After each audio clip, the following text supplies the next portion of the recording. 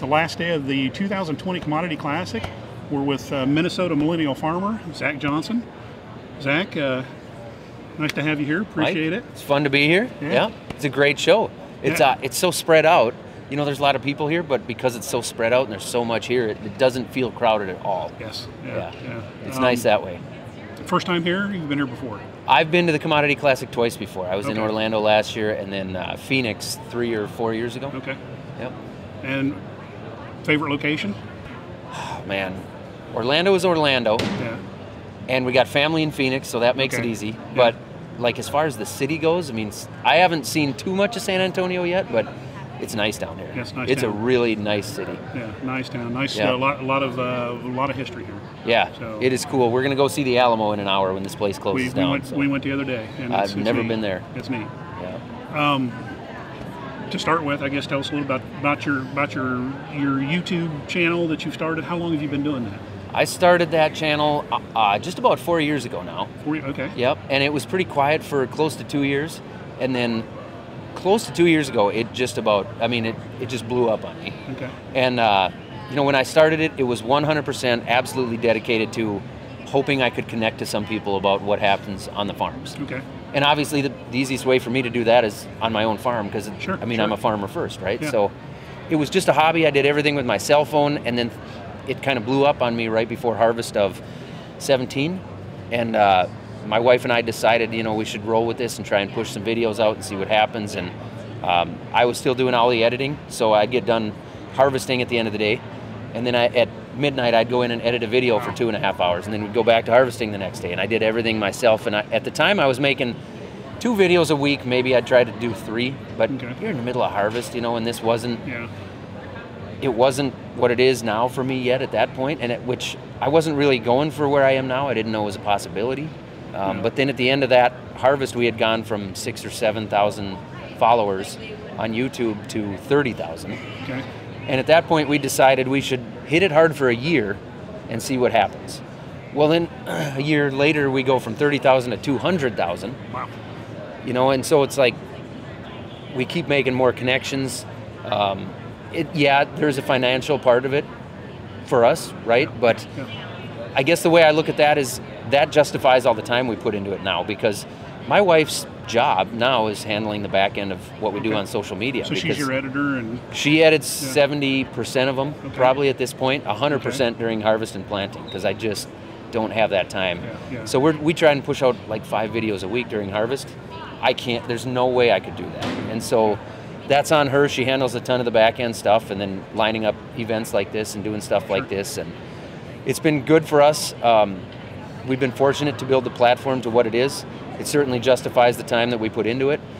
And then because we can justify our time, we're able to connect with that many more people and meet people like you and get to experience new products and new things, and new ways of farming, and bring that to the people that follow us. And from what I've talked to, people I've heard, there's a lot of people that don't farm that watch your videos. It's close. It's about 40%, and that's awesome. Yeah, because we need them to understand what we do, the struggles we go through as farmers, and it's not just a simple dig a hole, put a seed in the ground. Right. Yeah, and some farmers will look at that and say, well, so only 40% of the people you're actually talking to, or 40% of the people watching you, are non-farmers. So you're really not connecting with that many non-farmers.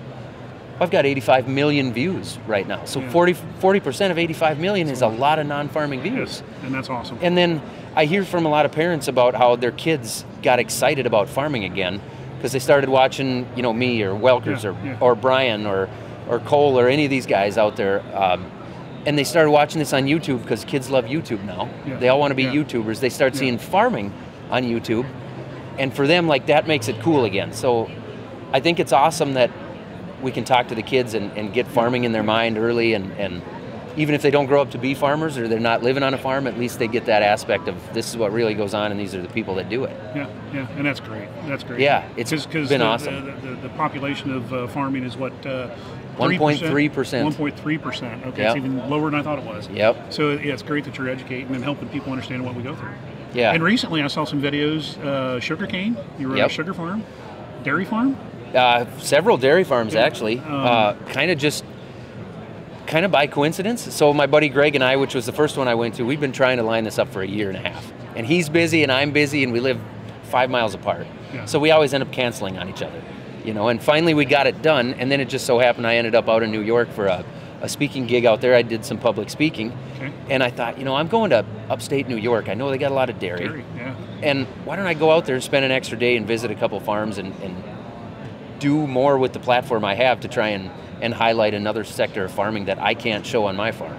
Yeah. And so we lined up those, and it was great. We went to Andy Horrigan's farm and toured there, and Andy was great. We spent 3/4 of the day with him, and then we went to the local pub, you know, and spent some time there, and then up the road it's visited. It's not all work. You got to have some fun. Yeah, that's right, for sure. Yeah, met new friends, and then I went down the road not far from Andy and met the New York Dairy Girls, or the NY Farm Girls is officially their name, and they've got a YouTube now and Instagram.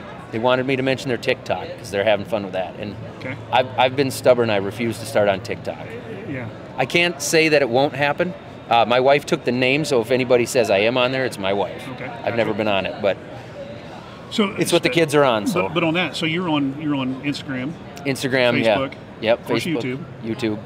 Those are my main ones. Twitter. I'm on Twitter, but I can't get into Twitter very much. You know, it does have some great stuff about it. There are good discussions that go on there, and I do like that about it. But it just seems like, to me, it seems like Twitter has run its course, and I have a lot more fun on Instagram and YouTube. And I hear that from a lot of people. Yeah. So it's not just you, but right.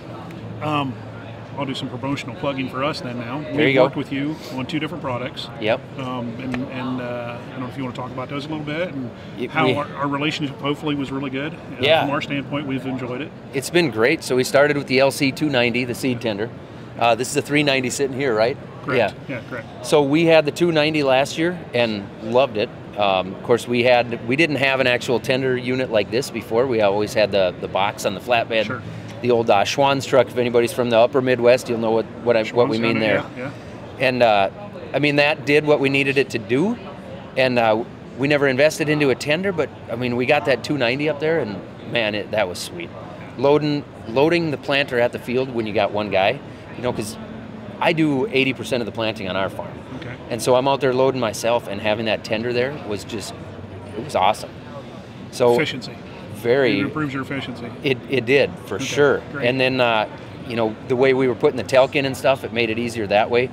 I haven't used the telk loader that you guys have yet, but it sounds like the 390, can we say that? The 390 I'll be getting this spring? Yes. We'll have that. Yes. And so I'm excited to see how that works and what that's about.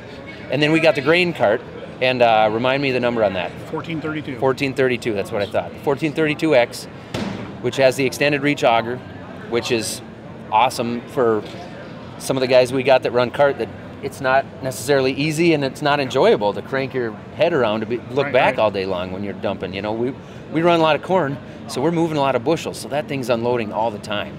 So having that extended reach auger is nice. The one thing I really liked, the spout on that thing, I mean, it's massive, but the adjustability of the spout on that, if you don't get lined up with the truck just right, I mean, no worries. That spout will get there. Our side shooter spout. And grain control is very nice with it. Yep. And it'll get there. If you don't get lined up with the truck right, you're fine. You don't worry about it at all. And then the tracks. We never had a grain cart with tracks before, and we always kind of wanted to try it. You know, they're expensive. They are. They add a cost to it. But when we lined it up, we said, you know, is there a chance we can get tracks? And you guys were excited to show off the stabilizer system. And like I say, I'd never run them before, but I could not believe what that cart would go through compared to the carts we had, where the carts we had before had 1350s on them for tires. So they should go through an awful lot, but compared to the tracks, it was not even, they're not even in the same category. It's unreal. Yeah, a lot of times it's a third.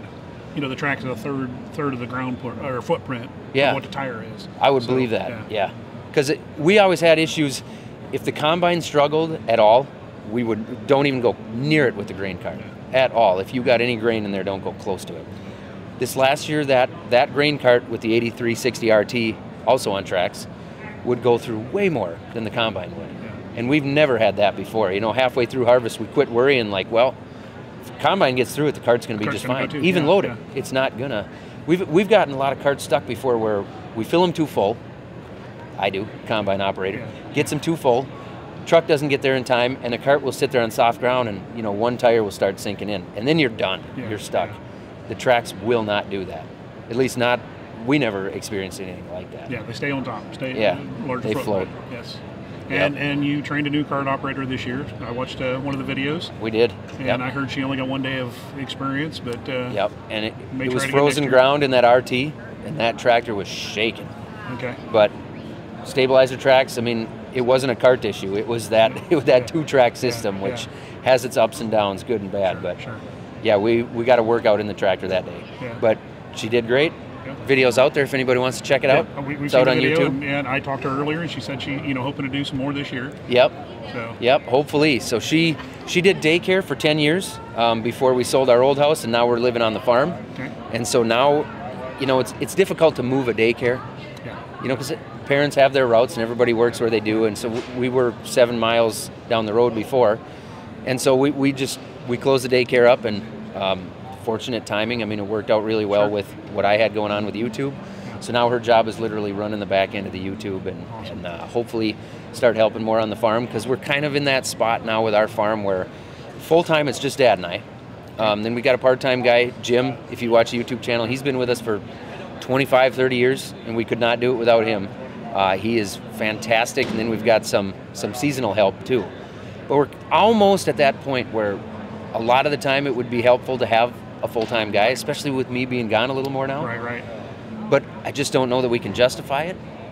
So if we can bring Becky and bring my wife in to help out a little bit more, that would help fill some of those gaps where we need more help. So. And that's awesome working with family like that too. It is, yeah. Yeah. Where else can you experience that? But Right. It's a unique industry that way. Yes, it is. Yep. So, okay. Well, I appreciate your time. Awesome. And appreciate working with you, and we look forward to working with you more. So. Same to you guys. I appreciate it very much. It's been a fun relationship. Yeah, for us too.